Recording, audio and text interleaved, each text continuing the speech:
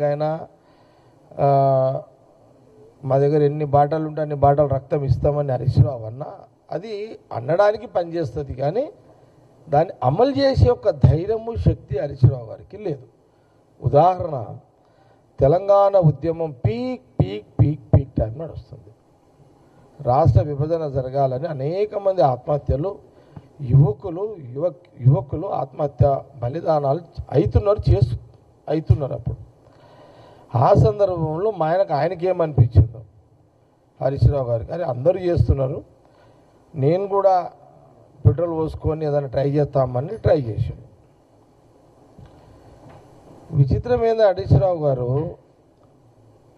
అందరూ ఆత్మహత్య చేసుకుంటున్నారు కదా, నేను కూడా చేసుకుందామని ప్రకటన చేసాడు. సిద్దిపేట పోయిండు, పెట్రోల్ డబ్బా వెంబడి ఉన్నది, పెట్రోల్ పోసుకున్నాడు.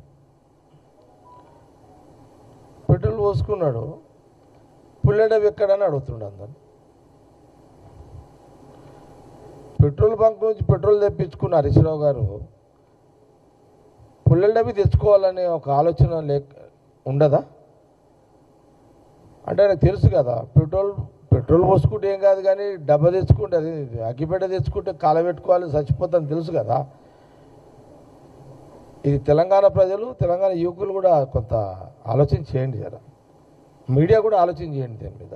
ఓకే, కాబట్టి ఎట్లయితే పెట్రోల్ తెప్పించుకున్నాడు, పుల్లె డబ్బి మర్చిపోయాడు, అట్లనే ఇవన్నీ డైలాగ్స్ హరీశ్రావు గారు రోజు అతను యాజ్ ఏ మాజీ ఇరిగేషన్ మంత్రిగా ముఖ్యమంత్రి రేవంత్ రెడ్డి గారు తెలంగాణ రైతుల ప్రజల కోసం వాళ్ళు చేసిన తప్పులను ఎండగట్టే క్రమంలో ఉత్తమ్ రెడ్డి గారు వీళ్ళిద్దరు రోజు అధికారికంగా ప్రజలకు చెప్పే ప్రయత్నం చేస్తున్న క్రమంలో దాన్ని డైవర్షన్ చేసుకోవడానికి, అందులో నుంచి తప్పించుకోవడానికి హరీశ్రావు గారు ఈ కొత్త డెలివరీ చాలా స్పష్టంగా ఆయన ధైర్యం ఏంది, ఆయన సాహసం ఏంది అనేది కాంగ్రెస్ పార్టీకి తెలుసు, తెలంగాణ ప్రజలు కూడా తెలవాలని నేను ఒకసారి రిమైండ్ చేస్తున్నా. నంబర్ 1. నంబర్ 2 ఏంటిది ఆయన వర్షన్ ఈరోజు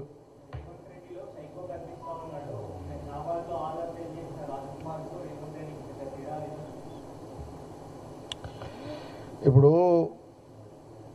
నింద వేయాలంటే మస్తు వేయొచ్చు. ఇప్పుడు మీకు నచ్చిన వాళ్ళంతా సైకోళ్ళు అంటే ఎట్లయితుంది?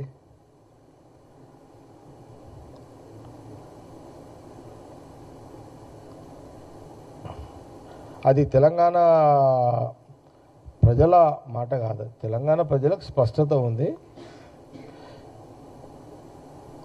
ఇప్పుడు హరీశ్రావు గారు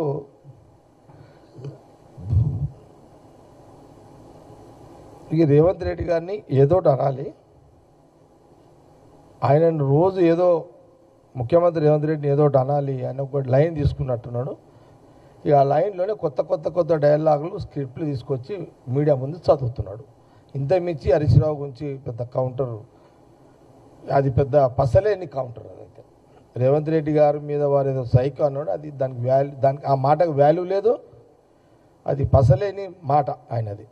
ఇది కాంగ్రెస్ పార్టీ మాట.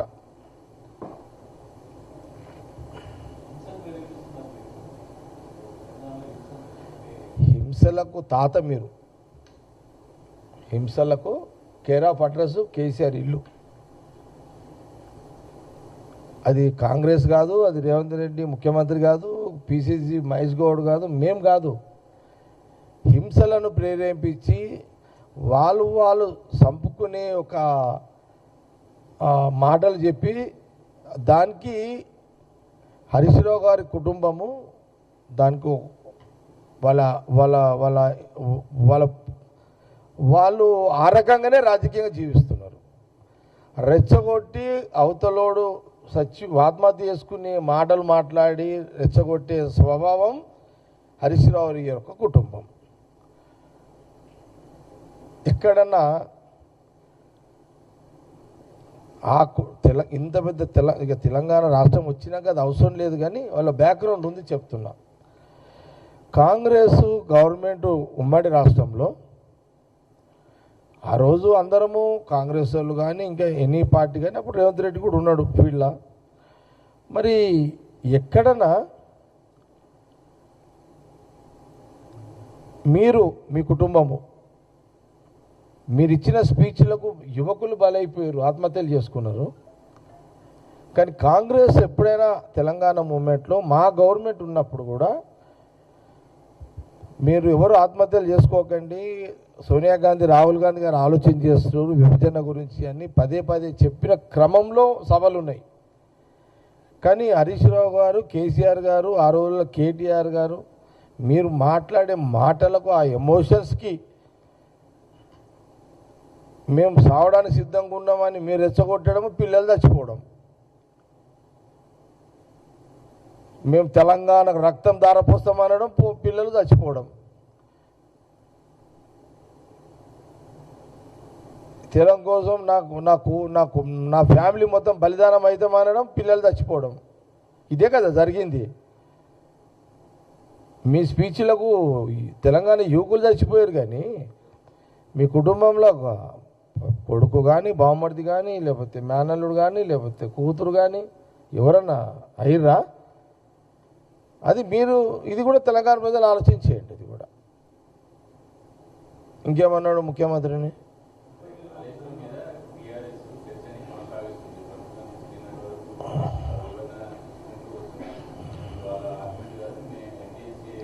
నిన్న ముఖ్యమంత్రి గారు ఏమన్నారు? నిన్న ముఖ్యమంత్రి గారు ఏమన్నారు? ఏది డ్యామ్ సేఫ్టీ అధికారులు ఏది చెప్తే అది రైట్. నిన్న ముఖ్యమంత్రి గారు చెప్పిందే 100% కరెక్ట్. ముఖ్యమంత్రి రేవంత్ రెడ్డి గారు, ఉత్తమ్ రెడ్డి గారు గత కొన్ని రోజుల నుంచి డ్యామ్ సేఫ్టీ అధికారుల ముందు కూర్చొని మాట్లాడదాము, అసెంబ్లీ పెట్టమంటే పెట్టడానికి సిద్ధంగా ఉన్నా, అవసరం అనుకుంటే నిన్న మీడియాలో చిట్చాట్లో కూడా ముఖ్యమంత్రి గారు, ఉత్తమ్ రెడ్డి గారు, రేవంత్ రెడ్డి గారు అన్నమాట ఏంది, డ్యామ్ సేఫ్టీ అధికారులకు మీ కేసీఆర్ గారు రెడీ ఉంటే, హరీష్ రావు గారు కేసీఆర్ గారును రెడీ చేయండి, ముఖ్యమంత్రి గారు తెలంగాణ ప్రజల పక్షాన కాళేశ్వరం మేడిగడ్డ డ్యాము కూలిపోయిన దాని మీద కొన్ని సూచనలు నేషనల్ డ్యామ్ అథారిటీ అధికారులు చేసిర్రు, దాన్ని దృష్టిలో పెట్టుకొని ఎమోషనల్ డిసిషన్ తీసుకోకుండా తగిన జాగ్రత్తలలో కాంగ్రెస్ గవర్నమెంట్ పనిచేస్తున్నది. మీ మాటలు విన్నట్టుగా ముఖ్యమంత్రి గారు తొందరపడి నిర్ణయాలు చేస్తే ప్రజలకు నష్టం కలుగుతుంది అనే ఆలోచనలో ఆచితూచి అడుగులేస్తున్నారు. నిన్న ముఖ్యమంత్రి గారు, ఉత్తమ్ రెడ్డి గారు కూడా అన్న మాట, నేషనల్ సేఫ్టీ డ్యామ్ సేఫ్టీ అధికారులు ఢిల్లీకైనా పోదాం సిద్ధంగా ఉన్నాము, కాబట్టి ఆ మీటింగ్కి కేసీఆర్ గారు రావాలి అపోజిషన్ లీడర్గా, అప్పుడు ముఖ్యమంత్రి, మాజీ ఇరిగేషన్ మినిస్టర్గా